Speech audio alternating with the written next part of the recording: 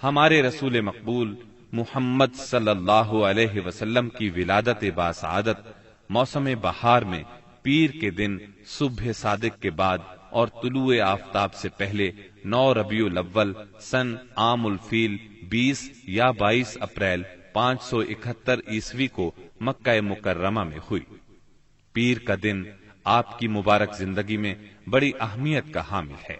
سیدنا ابن عباس رضی اللہ عنہ فرماتے ہیں کہ آپ پیر کو پیدا ہوئے، پیر کے دن آپ کو نبوت سے سرفراز فرمایا گیا، سوموار ہی کو مکے سے مدینے کی طرف ہجرت کے لیے نکلے، سوموار ہی کو آپ مدینہ منورہ تشریف لائے اور آپ نے پیر ہی کے دن اس دار فانی کو خیر باد کہا۔ آپ کے پیدا ہوتے ہی آپ کے دادا عبد المطلب آپ کو گود میں اٹھا کر خانہ کعبہ میں لے گئے، آپ کے لیے دعا کی اور محمد نام رکھا۔ پوتے کی پیدائش کی خوشی میں 7ویں دن اپنے قبیلے کی دعوت کی۔ لوگوں نے آپ کے دادا سے پوچھا، آپ نے نومولود کا نام دوسرے لوگوں کے ناموں جیسا کیوں نہیں رکھا؟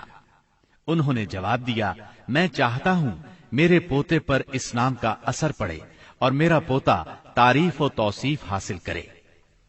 آپ کی والدہ سیدہ آمنہ نے آپ کا نام احمد رکھا۔ انجیل میں بطور پیشگوئی آپ کے 2 نام آئے ہیں، فارقلید اور منہمنا۔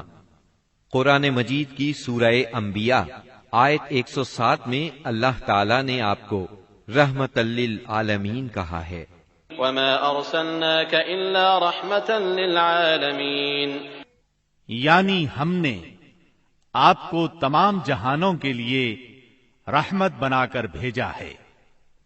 آپ کا نسب نامہ اس طرح ہے، محمد بن عبداللہ بن عبد المطلب بن ہاشم بن عبد مناف بن قصی بن کلاب بن مرہ بن کعب بن لعی بن غالب بن فہر بن مالک بن نظر بن کنانہ بن خزیمہ بن مدرکہ بن الیاس بن مزر بن نزار بن معد بن عدنان۔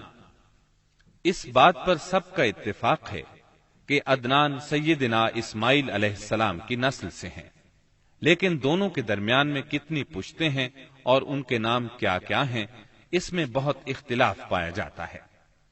آپ کی والدہ کا نام سیدہ آمنہ تھا۔ سیدہ آمنہ کے والد وہب بن عبد مناف بن زہرہ بن کلاب تھے۔ یہ وہی کلاب ہیں جو والد کی طرف سے بھی نبی صلی اللہ علیہ وسلم کے نسب نامے میں آتے ہیں۔ ان کا اصل نام عروہ یا حکیم تھا، لیکن کتوں کے ذریعے بکثرت شکار کھیلا کرتے تھے، اس لیے کلاب کے نام سے مشہور ہو گئے۔ عربی میں کلاب کتوں کو کہتے ہیں۔ آپ اسماعیل علیہ السلام کی اولاد میں سے ہیں۔ اسماعیل علیہ السلام کی خاطر جب اللہ تعالیٰ نے زمزم کا کنواں جاری کیا تو قبائل جرہم اور ایاد کے خانہ بدوش عرب سیدہ ہاجرہ کی اجازت سے وہاں آ کر رہائش پذیر ہوئے۔ کعبے کے متولی اسماعیل علیہ السلام اور ان کی اولاد رہی۔ ایک عرصے کے بعد بنو جرہم اور سیدنا اسماعیل کی اولاد میں کعبے کی تولیت کے سلسلے میں جھگڑا ہوا تو کعبے کی خدمت اور تولیت اولاد اسماعیل اور بنو جرہم میں تقسیم ہو گئی، اور جب بنو خزاعہ نے لڑ کر مکے پر قبضہ کیا تو ایک مدت تک کعبے کی تولیت بھی ان کے پاس رہی، لیکن بنو اسماعیل بہرحال مکے ہی میں رہے۔ ان کے ایک فرد کلاب نے شمالی عرب میں قبیلہ قزاعہ میں شادی کی، اس سے قصی پیدا ہوئے۔ وہ جوان ہو کر اپنے قبیلے میں واپس آ گئے۔ خسر کی وفات کے بعد قصی نے اپنے ننہال کی مدد سے بنو خزاعہ کو مجبور کیا کہ وہ شہر چھوڑ کر مضافات میں جا بسا۔ بنو خزاعہ کے سردار نے کعبے کے قیمتی چڑھاووں کو زمزم کے کنویں میں ڈال کر اس کو پاٹ دیا اور کنواں غائب ہو گیا۔ پھر قصی کو بہت بڑا اقتدار حاصل ہوا، اس کی اولاد پھلی پھولی اور اسے قوم کا بہت بڑا سردار تسلیم کیا گیا۔ قصی نے مکے میں ایک شہری مملکت کا آغاز کیا، وہاں دارالندوہ یعنی پارلیمنٹ اور ٹیکس کے نئے محکمے قائم کیے، لیکن وفات کے وقت حکومت اپنے بچوں میں تقسیم کر دی۔ کسی کو کعبے کی رکھوالی سونپی، کسی کو چابی دی، کسی کو فوج کی قیادت تو کسی کو ٹیکس کا حساب کتاب سونپا۔ بعد کی نسلوں میں انتظامات کی مزید تقسیم در تقسیم ہوئی۔ آغاز اسلام کے وقت وہاں 10 سرداروں کی ایک مجلس کار فرما نظر آتی تھی۔ قصی کے 4 بیٹے تھے، ان میں عبد مناف بڑے نامور اور صاحب عزت ہوئے۔ عبد مناف کے بھی 4 بیٹے تھے، ان میں ہاشم شہرت میں سبقت لے گئے۔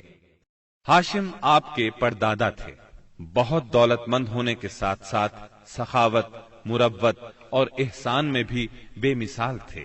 ہاشم کہلانے کی وجہ یہ تھی کہ ان کے عہد میں ایک مرتبہ مکہ مکرمہ میں قحط پڑ گیا۔ یہ فلسطین گئے اور اونٹوں پر آٹے کی بہت سی بوریاں لاد لائے، بہت سے اونٹ ذبح کیے، ان کا شوربہ تیار کیا، روٹیاں پکوائیں، ان روٹیوں کو شوربے میں بھگو بھگو کر اہل شہر کو کھلاتے رہے۔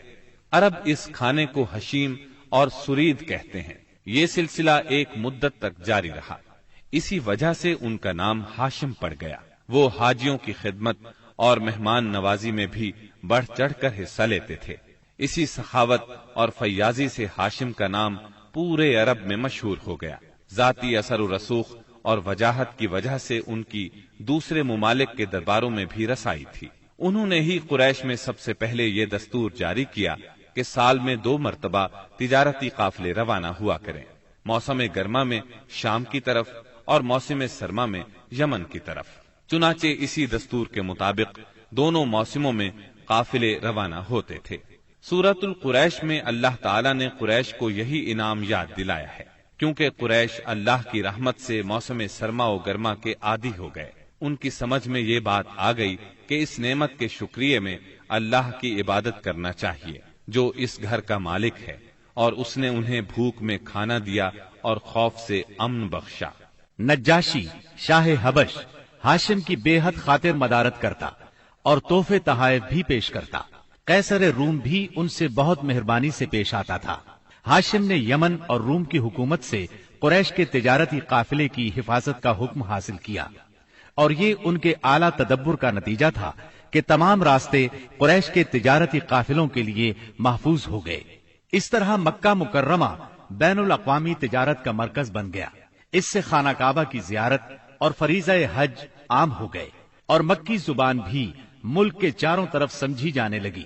ان قریشی قافلوں اور سالانہ میلوں کی وجہ سے جزیرہ نمائے عرب میں ایک معاشی مرکز پیدا ہو گیا۔ ان سالانہ میلوں میں قریش کو سرمایہ دارانہ تجارت اور قافلوں کی حفاظت کے سلسلے میں بہت اہمیت حاصل تھی۔ اس طرح مکہ مکرمہ تجارتی مرکز بنا، جس نے سیاسی مرکزیت کا راستہ کھولا جو اسلام کا کارنامہ بننے والا تھا۔ 197 عیسوی کے چند ماہ بعد ہاشم کی بیوی سلمہ بنت عمر کے ہاں مدینہ منورہ میں شیبہ یعنی عبد المطلب پیدا ہوئے۔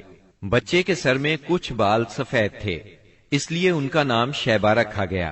شیبہ کا مطلب ہے بوڑھا۔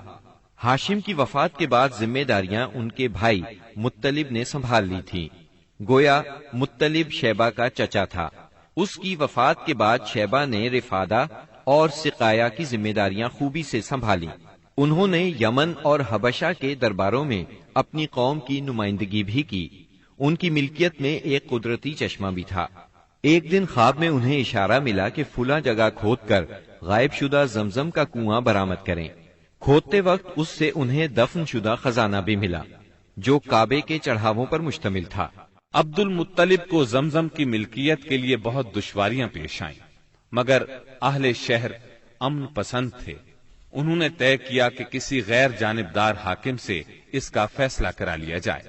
عبد المطلب نے یہ بات مان لی، لیکن پریشان بھی تھے، اس لیے منت مانی کہ اگر اللہ نے مجھے 10 بیٹے دیے اور وہ بلوغت کو پہنچے تو میں ان میں سے ایک کو کعبے میں جا کر اللہ کے لیے قربان کر دوں گا۔ جب 10واں بیٹا بھی بلوغت کو پہنچ گیا تو عبد المطلب کو منت یاد آئی۔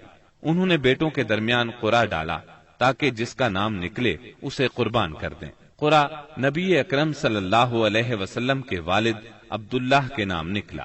عبد المطلب کا ارادہ دیکھ کر رشتہ داروں اور دوستوں نے دخل اندازی کی اور انہیں مشورہ دیا کہ وہ کسی خاتون عرافہ کے پاس جا کر حل دریافت کریں۔ چنانچہ عبد المطلب ایک عرافہ کے پاس گئے۔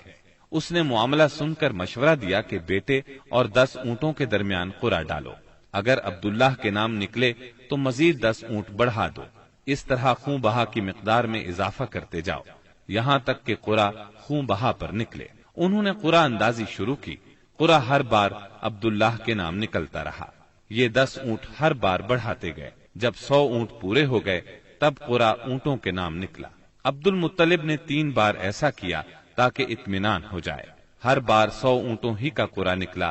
اب انہیں اطمینان ہو گیا کہ یہی اللہ کو منظور ہے۔ واقعہ فیل کے 50-55 دن بعد عبد المطلب کعبے کا طواف کر رہے تھے کہ انہیں پوتے کی ولادت کی خوشخبری ملی۔ 75 سالہ دادا بہت خوش ہوئے۔ نبی کریم صلی اللہ علیہ وسلم ان کے پیارے فرزند جناب عبداللہ کی یادگار تھے، جن کی زندگی 100 اونٹوں کی قربانی دے کر بچائی گئی تھی، لیکن پھر اچانک وہ فوت ہو گئے۔ ان کی وفات سے بوڑھے باپ کو جو صدمہ پہنچا تھا، پوتے کی ولادت سے ایک حد تک وہ کم ہو گیا۔ عبداللہ کی والدہ یعنی نبی صلی اللہ علیہ وسلم کی دادی کا نام فاطمہ بنت عمر تھا۔ عبداللہ کے 2 سگے بھائی زبیر اور ابو طالب تھے۔ بی بی آمنہ سے نکاح کے بعد عبداللہ نے رواج کے مطابق 3 دن تک سسرال میں قیام کیا۔ اس کے بعد تجارت کی غرض سے شام چلے گئے۔ واپسی پر یثرب یعنی مدینہ منورہ میں ٹھہرے تاکہ اپنے والد کے حکم کے مطابق کھجوروں کا سودا کریں۔ مدینہ منورہ ہی میں قیام کے دوران وہ بیمار ہو گئے۔ آپ کی بیماری کی خبر مکہ پہنچی تو عبد المطلب نے فوراً اپنے بڑے بیٹے حارث کو عبداللہ کی خبر گیری کے لیے مدینہ روانہ کیا۔ حارث مدینہ پہنچے تو معلوم ہوا 1 ماہ بیمار رہنے کے بعد عبداللہ انتقال کر گئے ہیں۔ انتقال کے وقت انہوں نے 5 اونٹ، چند بکریاں اور 1 باندی چھوڑی، جس کی کنیت ام ایمن اور نام برکت تھا۔ عبداللہ کا انتقال اپنے پیغمبر بیٹے کی ولادت سے چند ماہ پہلے ہی ہو گیا تھا۔ گویا آپ صلی اللہ علیہ وسلم شکم مادر ہی میں یتیم ہو گئے تھے۔ آپ کی والدہ سیدہ آمنہ طہارت نفس، شرافت، عزت، عفت، عصمت اور پاک بازی میں بے مثال تھی۔ اپنی قوم میں سیدۃ النساء کے لقب سے مشہور تھیں۔ ددھیال اور ننہیال دونوں کے اعتبار سے آپ عرب کے بہترین قبیلے اور بہترین قوم میں سے تھیں۔